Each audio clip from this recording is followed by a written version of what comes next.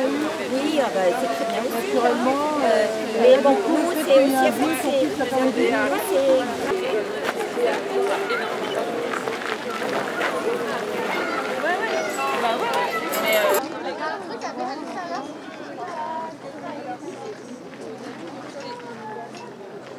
Cette association, elle aide les femmes victimes de violences à déménager. Alors, de plusieurs façons, on a deux dispositifs. On a un dispositif d'aide à l'emménagement.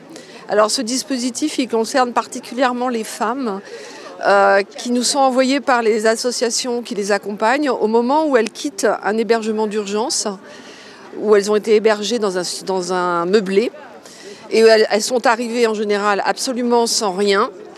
Et donc, quand on leur attribue un logement social, elles déménagent dans un logement social, mais elles n'ont en général que très peu de revenus et elles n'ont absolument rien pour le loger. Et c'est pour le meubler plutôt. Donc, c'est là où on intervient. Nous, on récupère de notre côté des meubles, de l'électroménager ou du linge, enfin tout ce qu'il faut pour meubler une maison. On le stocke et les femmes, elles viennent au local. Et on leur fournit tout ce dont elles ont besoin pour emménager dans un appartement qui soit digne de ce nom, quoi. Patron, patrie, patriarcat, même racine, même combat.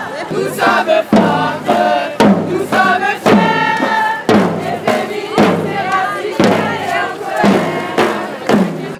Oui, les féministes sont toujours en colère parce que les choses ne bougent pas énormément et que les violences continuent à exister, notamment dans un contexte où la précarisation croissante de la société fait que les violences augmentent. Par exemple, plus on est précaire, moins on a les moyens, par exemple, de quitter la maison et de s'enfuir d'un mari violent. Et c'est toutes des petites choses en fait qui font que la situation globale aggrave les violences faites aux femmes. Et pour nous, c'est aussi important de rappeler que le féminisme, c'est la lutte contre les violences sexistes et sexuelles, mais en fait, c'est une lutte qui est globale et qui est à l'entrecroisement de plein d'autres luttes. Donc par exemple, nous, on lutte aussi contre le racisme et contre les violences faites aux femmes musulmanes avec la loi contre l'abaya qui est sortie en début d'année et qui est extrêmement discriminante pour les femmes musulmanes.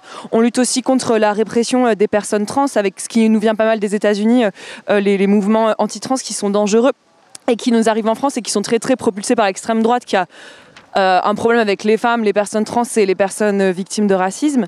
On est là aussi contre les restrictions de l'accès à l'IVG et contre, en règle générale, l'impunité continue des agresseurs parce qu'on voit aujourd'hui que au gouvernement, on a encore un Premier ministre accusé de viol et que ça semble continuer à ne poser pas vraiment de problème. Et voilà, donc c'est toutes ces raisons pour être en colère. Et je vais terminer en disant que ce 25 novembre, il se fait aussi dans la lutte pour la libération de la Palestine, parce qu'on se positionne contre ce qui est en train de se passer, contre le génocide en cours des Palestiniens.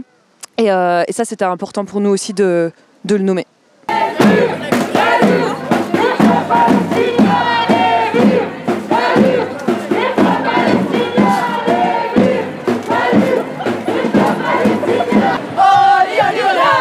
La Lega crecerá, el arte feminista.